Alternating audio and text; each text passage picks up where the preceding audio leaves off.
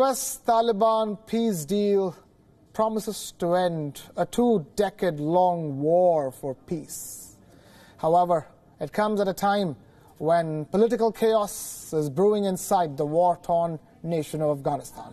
On this special broadcast tonight, WION World is One decodes the US-Taliban peace deal. We analyze the implications and the hopes of ending violence in Afghanistan. The sounds of bullets, bombs and sirens have gripped Afghanistan for 2 decades now. The new peace deal negotiated by the US promises the elusive peace. Intra-Afghan negotiations will begin on the 10th of March, which is going to be very tricky because the Taliban's position so far on the internationally recognized Ashraf Ghani administration has been anything but favorable. They reject Ashraf Ghani's government as an American puppet with little control outside the capital, Kabul.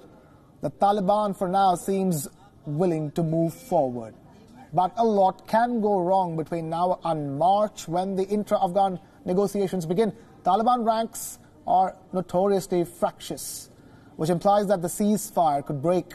What's more, talks between Kabul and the Taliban could easily falter. There are questions even around the Trump administration's desire to withdraw nearly all of the 12,000 US troops from Afghanistan within 14 months. And then there is the overriding question about the Afghan government's hope for peace in the country. But the burning question remains, what does the Taliban truly want out of this process? As we decode the deal further, it's important to understand why it's so difficult to strike. The Taliban has remained the most formidable insurgency fighting the United States and the Afghan government. Certainly, it doesn't look like it's more than 60,000 fighters are going anywhere anytime soon. The Taliban is actually winning the war against the Afghan military. And the Taliban doesn't take too many concessions because it currently has the upper hand in the war. The real progress would happen only if the Taliban ultimately agrees to actually sit down with the Afghan government, which Abdul Ghani Baradar, the Taliban's point person for negotiations in Qatar, has promised to uphold. And now, ironing out the specifics of an Afghan government-Taliban deal would come next. But those very specifics, given the Taliban's position on the Ashraf Ghani administration, could take months, even years, to iron out.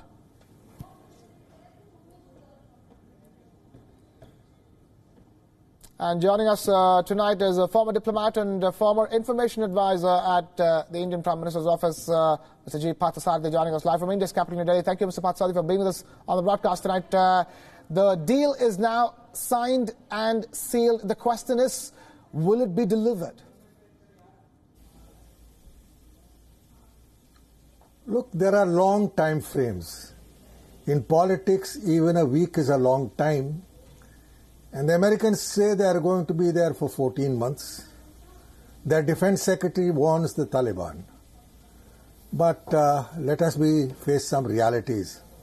The Americans will go face down, but they are not going to defend large tracts of territory or take on the Taliban if it takes on the Afghan army. So where does that leave us? And the other point, the strongest faction of the Taliban operates from Pakistan. It is the Haqqani network.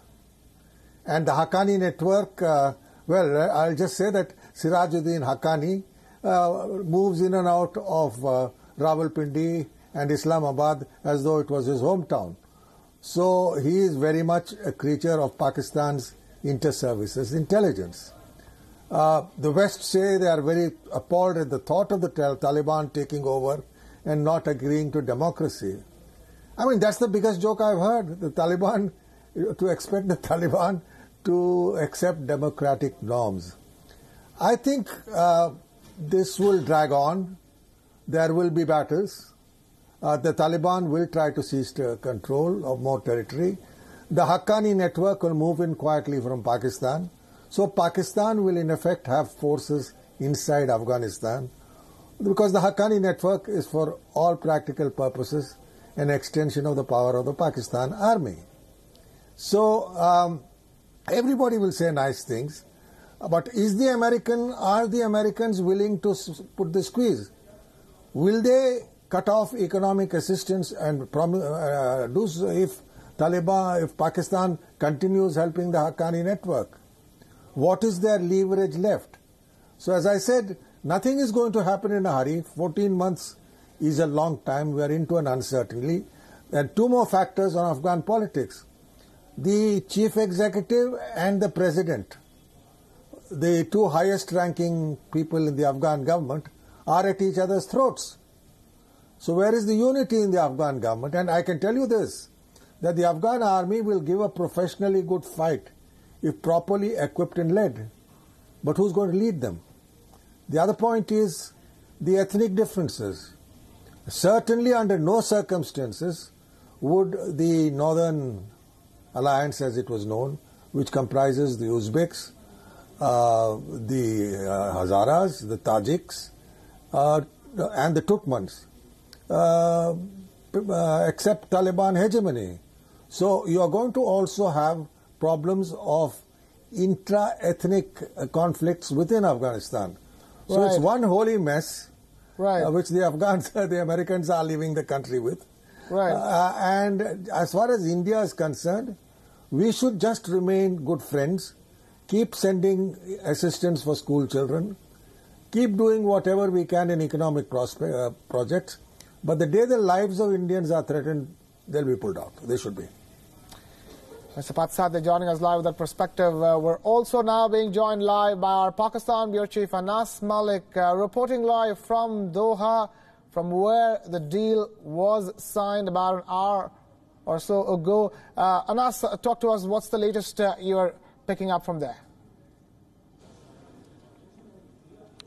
Well, Krishna, the historic deal the agreement has been signed, though there are some legal lacunas in that. I happen to have spoken to top officials, be that be from the United States or be that be from the Taliban. In fact, just now I can see, even now, Sohail Shaheen, the spokesperson of the political office of the Taliban, is speaking to the media. Even now I'm standing in the media room that has been constructed, that has been made specifically for the purpose of the facilitation of the media personnel covering this ceremony. Now, if you talk about the course of events that went today, there was something very, very interesting. When Mullah brother was speaking, chants of Allahu Akbar were reverberating in that very room full of dignitaries. Not just that, in fact, once the agreement was signed, even then we heard the chants from the delegates of the Taliban of Allahu Akbar for a long time, for about 2 to 3 minutes that lasted. And then until Secretary Pompeo and Khalilzad walked out, we could hear that very, very clearly. Interestingly, if I take you through the seating arrangements, so from keeping the stage right in front of me, towards my right was the designated area was for the Taliban guests. Towards the extreme left, the designated area was for the U.S. guests, and the two rows that were in between were for those dignitaries and delegates who were accompanying those dignitaries, of those 26 dignitaries. Now, if we talk about India, India had a representation as well. There were the Indian ambassador was there. Along with him was as well of India, of the Indian embassy here in Doha. So by and large, the Taliban the Talibans are in jubilation. It won't be wrong to say, because they claim that they stand vindicated, A, and B, that they say that their stakes have been recognized. That is foremost. We heard the Secretary of State, Mike Pompeo, speaking at the press conference as well, and he maintained that this is a historic day and that Taliban have pledged not to support Al-Qaeda anymore. He said that he is as angry as the rest of the Americans, even now, on the 9/11 attacks, the heinous 9/11 attacks that took place about 19 years ago, after which the US had invaded Afghanistan. So lots of takeaways from here, but by and large, the mood here was festive. The Taliban were celebrating, and by and large, we saw Mike Pompeo, the Secretary of State, debating for them as well, by saying that it was because of the Taliban and because of this reduction in violence that the Afghan people, the people of Afghanistan, are now out on the roads and celebrating this peace deal and the fact that there have been reduction in violence. He also said that this past week, the reduction in violence that was in place, they have seen the lowest number of attacks in the past 4 years in Afghanistan throughout. so as I said, there have been lots and lots of takeaways, but the big news is that the Afghan peace deal, the agreement to, as it's being said by the Qatari government, the agreement to bring peace in Afghanistan has been signed, and all eyes are next on the intra-Afghan dialogue. That is number one, and the date of 10th of March, which is very, very critical, because the US in its agreement has said that the Taliban will be releasing 1,000 prisoners. Pardon me. The US in its agreement with the Taliban have said that the Taliban will be releasing 1,000 prisoners that it has in its captivity by the 10th of March. And the Taliban say that the US and Ghani administration would have to release 5,000. So it's still unclear who would have to take the first step in that.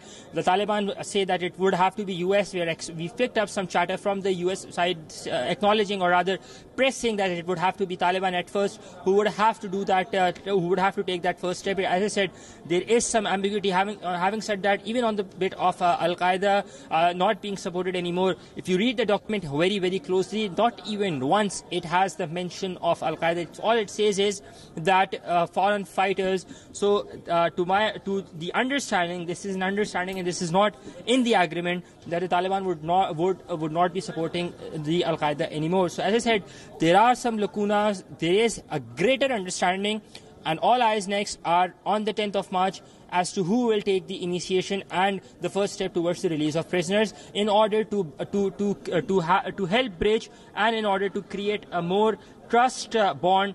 Given that there has been deficit that has been involved, there's been extensive talks for the past 16 months and 17 days. On the October 12th of 2018 is when Zalmay Khalilzad, US Special Envoy for Afghan Peace, came for the first time to Doha and met the Afghan Taliban. And today, so after 16 months and 17 days, we're seeing this deal being signed. As I said, it is indeed a big headway for Afghan peace. Yes, Krishna. Anas Malik, our Pakistan Bureau Chief, reporting live from Doha, from the place where the deal was signed about an hour and a half or two ago. And I'm going to take that back to our special guest, Partha with us on the broadcast tonight. Mr. Partha, that prisoner exchange on the 10th of March could really set the tone for how much this particular peace agreement can really achieve.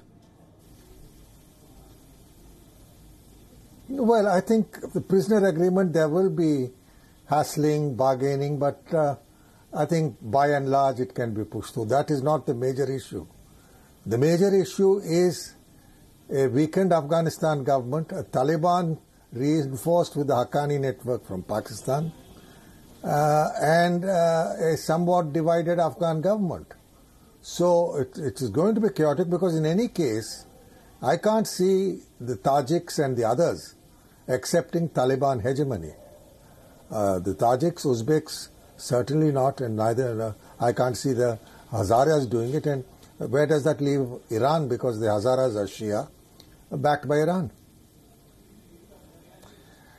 So I think we are into interesting times, I'd say. That's a fair way of putting it. It like that famous Chinese proverb, may you live in interesting times, and we certainly live in interesting times as far as peace in Afghanistan is concerned. The question is... it's going to be very interesting times, but painful times for the people of Afghanistan, whom I respect, and that makes me somewhat sad. Yes, certainly. The question is how much less interesting can things be, how much peace and harmony can prevail. That is the real question at this stage on this historic day when US-Taliban peace deal. The term itself was quite a surprise to even listen to in the year 2020. It would have been unimaginable 10 years ago. But the fact that it's happened, it's important to take note. Mr. Patsadi, thank you so much for joining us here on the broadcast here on WION World and sharing your perspective. Meanwhile, India has conveyed its support to Afghanistan government on the sustainable peace deal. The Ministry of External Affairs of India has released a statement extending its support to the people and the government of Afghanistan. And India will continue to support all the opportunities that can bring peace, security and stability in Afghanistan. In Qatar, where the deal signing took place, Ambassador P. Kumaran was one of the 30 envoys who witnessed what the US is touting as a historic deal. P. Kumaran was appointed as the envoy to Qatar in October 2016. His previous assignments include Cairo, Tripoli and Brussels. Meanwhile, India's Foreign Secretary Harshvardhan Shringla met former Afghan President Hamid Karzai in Kabul. Shringla conveyed India's strong commitment for peace and stability in Afghanistan, as well as its views on the peace deal between the Taliban and the US. India's Foreign Secretary also met the top Afghan leadership, including President Ashraf Ghani and Chief Executive Abdullah. Recalling Karzai's visit to India in January this year, the Foreign Secretary has conveyed his appreciation towards his contributions to strategic partnership between India and Afghanistan. Shringla dashed off to Kabul the day ahead of the signing of the much-talked-about peace deal between the US and the Taliban in Doha. And this was the first time for India to officially attend an event involving the Taliban.